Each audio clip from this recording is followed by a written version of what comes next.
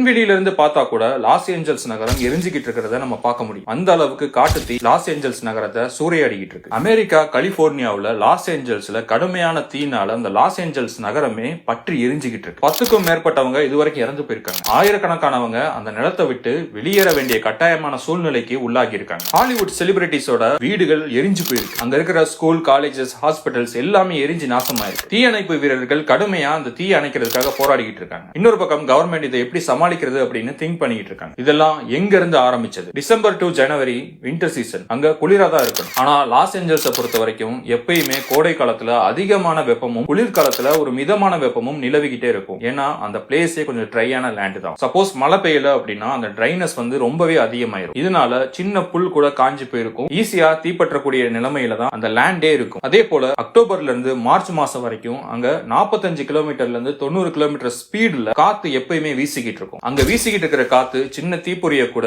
பெரிய காட்டு தீயா மாத்தக்கூடிய அளவுக்கு ஸ்ட்ராங் ஆனது. அந்த ட்ரையான லேண்ட்ல தப்பி தவறி கூட யாராவது சிகரெட் அணைக்காம போட்டாலோ இல்ல கேம்ப் ஃபயரை அணைக்காம விட்டாலோ தீ வேகமா பரவுறதுக்கான வாய்ப்புகள் நிறையவே இருக்கு. ஒரு பக்கம் ட்ரையான லேண்ட், இன்னொரு பக்கம் அதிகமான பலமான காத்து, கூடவே வின்டர் சீசன்லயே வெப்பமா இருக்கக்கூடிய நிலம். இதுக்கு நடுவுல செயற்கையாவோ இயற்கையாவோ எந்த ஒரு அசம்பாவிதம் நடந்தா கூட அது பெரிய காட்டு தீயா பரவுறதுக்கு 100% வாய்ப்பு இருக்கிற ஒரு லேண்ட். இப்படி பல காரணங்கள் இருந்தாலும் இந்த காட்டு தீ உருவானதற்கான உண்மையான